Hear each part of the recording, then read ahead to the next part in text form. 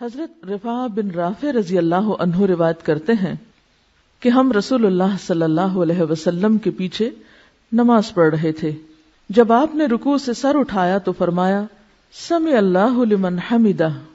پس ایک مقتدی نے کہا ربنا ولک الحمد حمدا کثیرا طیبا مبارکا فیہ.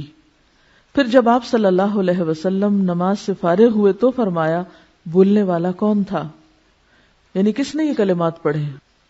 آپ نے نہیں سکھائے تھے یہ کلمات، اس نے والہانہ انداز میں کہہ دیے. اللہ کی محبت میں اس کے منہ سے یہ کلمات نکلے. ایک شخص نے کہا یا رسول اللہ میں تھا. آپ نے فرمایا میں نے 30 سے زائد فرشتے دیکھے جو ان کلموں کا ثواب لکھنے میں جلدی کر رہے تھے. عام طور پر تو کرام کاتبین میں ایک دائیں اور ایک بائیں ہوتا ہے نا، اور کچھ فرشتے عبادت گاہوں میں علم کی مجلسوں میں حاضر ہوتے ہیں اور وہ گواہ بھی ہوتے ہیں، واپس جا کر اللہ تعالیٰ کے پاس گواہی دیتے ہیں کہ لوگ کیا کر رہے تھے، اور وہ لکھتے بھی ہیں. تو اب آپ دیکھیے کہ ذکر کی یہ قسم جو ایک والہانہ انداز میں ہو، اللہ کی یہ تعریف جو بے اختیار دل کی گہرائیوں سے نکلی ہو اور اتنے خوبصورت الفاظ میں ڈھل گئی ہو، وہ اللہ تعالیٰ کو کتنی پیاری ہوگی اور اس کے فرشتوں کے نزدیک وہ کتنی اہم ہے. لہذا انہوں نے اس کو فوراً اٹھانے کی، لکھنے کی کوشش کی. آپ صلی اللہ علیہ وسلم کو تو فرشتے دکھائے جاتے تھے نا، آپ اللہ کے پیغمبر تھے اور آپ نے وہ چیزیں دیکھ کر یقین کے ساتھ آگے لوگوں کو بتائیں. اب یہاں ایک بات یہ بھی سمجھ لیجئے کہ آپ صلی اللہ علیہ وسلم کی موجودگی میں ایک کام کا کیا جانا اور پھر آپ کا اس پر تعریف کرنا یا اسے اپروو کرنا یا اس پر خاموشی اختیار کرنا، یہ تو درست ہے، یہ دین میں اضافہ نہیں، کیونکہ آپ کا اپروول ہے اس پر. یہ بھی حدیثی کی ایک قسم ہے، یہ عمل پھر سنت بن جاتا ہے جو آپ کی موجودگی میں ہوا اور آپ نے اس کو کنفرم کر دیا. لیکن اگر آج کے دور میں کوئی شخص نماز میں اس طرح کے اضافے کرنا شروع کر دے اپنی مرضی سے، تو کیا یہ جائز ہوگا؟ کیوں؟ فرق کیا ہے؟ یہ کیوں بدعت بن جائے گا اور وہ کیوں سنت بن گیا؟ یہ عمل کسی بھی چیز کی ایکسپٹنس کا، یہ ریجیکشن کا صرف آپ صلی اللہ علیہ وسلم ہی کی موجودگی میں ہو سکتا تھا. آپ ہی کو یہ اختیار تھا.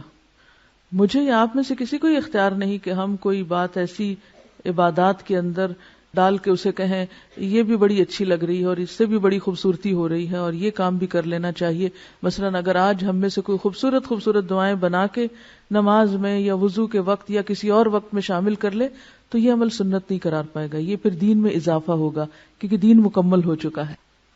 ہاں، نماز کے علاوہ آپ اللہ کی حمد و ثنا اور تعریف کے جو بھی کلمات کہیں، جس انداز سے آپ کو اپنے رب پر پیار آئے، وہ آپ کا اور آپ کے رب کا معاملہ ہے. کیونکہ ذکر کی ایک قسم تو وہ ہے جو ہمیں ایک خاص انداز میں سکھا دی گئی، یا تو آپ صلی اللہ علیہ وسلم نے خود اس کو کیا، آپ کو پڑھتے ہوئے، آپ کو کرتے ہوئے لوگوں نے دیکھا، یا پھر یہ کہ آپ کی موجودگی میں ہوا اور آپ نے اس کو پسند فرمایا. لیکن اس کے بعد ہمیں اس بات کا پابند نہیں کیا گیا کہ ہم صرف اور صرف اسی انداز میں ذکر کریں. ہم اس کے علاوہ بھی اللہ کی محبت میں اللہ کو جس انداز سے چاہیں یاد کریں، بشرطے کہ وہ انداز شریعت سے ٹکراتا نہ ہو، اس کے مخالف نہ ہو. کیونکہ ذکر کیا ہے؟ اللہ کی یاد، اور اس پر کوئی قید تو نہیں نا کہ آپ اللہ کو اس طرح یاد نہ کریں، اس طرح یاد نہ کریں. قرآن پاک میں ایک آیت ہے ان فی خلق السماوات والارض واختلاف اللیل والنہار لآیات لأولی الالباب الذین یذکرون اللہ قیاما وقعودا وعلی جنوبہم ویتفکرون فی خلق السماوات والارض ربنا ما خلقت هذا باطلا سبحانک فقنا عذاب النار. اس آیت میں ذکر اور فکر دونوں ساتھ ساتھ شامل ہیں. تو اس سے پتہ یہ چلتا ہے کہ ذکر فکر کے بعد پیدا ہوتا ہے، یعنی غور و فکر سے ذکر آتا ہے. جو شخص جتنا زیادہ اللہ کی مخلوقات میں غور و فکر کرے گا، کیونکہ یہ جتنی بھی چیزیں آپ کو نظر آتی ہیں نا، آپ باہر نکل جائیے، آسمان، ستارے، پھول، پھل، پتے، جو کچھ بھی اللہ کی قدرت میں سے ہے، یہ سب کیا ہے؟ عالم ہے نا، عالم. عالم کس کو کہتے ہیں؟ جہان کو. عالم کا لفظ بھی علم سے ہے، عین لام میم. ما یعلم بہ، جس سے کوئی چیز جانی جائے. تو یہ ساری نشانیاں کس کی پہچان کے لیے ہیں؟ اللہ کی. تو ان میں سے جس چیز کی طرف بھی آپ توجہ کریں گے، حتیٰ کہ سوکھے پتوں کی طرف بھی آپ توجہ کریں گے، تو دل میں کس کی یاد آئے گی؟ تو پھر آپ ذکر صرف مسجد میں جا کے کیا کریں گے یا صرف اندھیرے کمرے میں کریں گے؟ نہیں، کہاں کریں گے؟ اور ہر حالت میں. نبی صلی اللہ علیہ وسلم کے بارے میں آتا ہے کان یذکر اللہ فی کل احیانہ، آپ ہر وقت اللہ کو یاد کرتے رہتے تھے. اور اس آیت میں بھی کیا آتا ہے؟ بے شک آسمان و زمین کی پیدائش میں، رات اور دن کے اختلاف میں عقل والوں کے لیے نشانیاں ہیں. کون ہیں عقل والے؟ الذین یذکرون اللہ، جو اللہ کو یاد کرتے رہتے ہیں، اللہ کا ذکر کرتے رہتے ہیں. کیسے؟ قیاما، کھڑے ہو کر بھی، وقعودا، اور بیٹھ کر بھی، وعلی جنوبہم، اور لیٹ کر بھی. اور آیت ختم نہیں ہوئی، وَيَتَفَكَّرُونَ، ابتدا کہاں سے ہوئی؟ خلق السماوات والارض سے، بیچ میں ذکر اور بعد میں پھر وَيَتَفَكَّرُونَ فِي خَلْقِ السَّمَاوَاتِ وَالْأَرْضِ، اور وہ آسمان و زمین کی تخلیق میں غور و فکر کرتے رہتے ہیں، ان کے بارے میں سوچتے رہتے ہیں. اور کس نتیجے پہ پہنچتے ہیں؟ ربنا ما خلقت ھذا باطلا، یا رب تو نے یہ سب کچھ بیکار نہیں پیدا کیا. اور پھر فوراً ان کے منہ سے کیا نکلتا ہے؟ سبحانک، سبحانک، تیری ہی تعریف، تو بے عیب، فقنا عذاب النار. پھر دل کی گہرائیوں سے نکلتا ہے تو ہمیں آگ کے عذاب سے بچا. یہ عمل کسی مسجد میں نہیں ہو رہا، یہ عمل نماز ہی میں نہیں ہو رہا، بلکہ یہ ہر جگہ ہو رہا ہے. انسان یا تو اللہ کی زمین پر ہے، یا اللہ کی فضا میں سانس لے رہا ہے، یا پھر اس کا رزق کھا رہا ہے.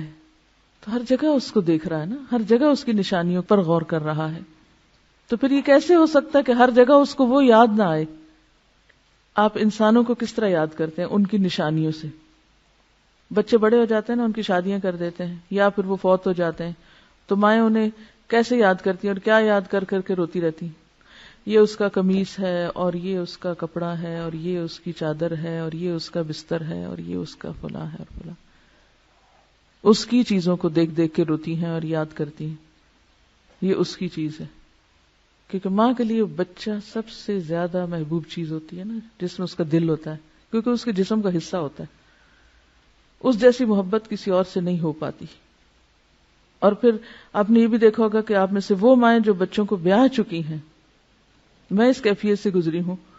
میں اپنی بیٹیوں کی کوئی اتنی پرانی چھوٹی سی چیز بھی کسی پرتاؤ میں دیکھ لوں تو ایک دم میرے دل میں ایک تکلیف سی اٹھتی ہے. ہاں یہ پینسل کیس، ہاں یہ کتاب، یہاں لکھا تھا، یہ کیا تھا. ایسے صرف دیکھنے کی دیر ہوتی ہے، دل کی ایک عجیب سی حالت ہو جاتی ہے چھوٹی چھوٹی نشانیاں دیکھ کر. تو کسی کی بھی محبت میں اضافہ کس سے ہوتا ہے؟ اس کی نشانیوں سے، اس کی تحریروں سے، اس کی چیزوں سے.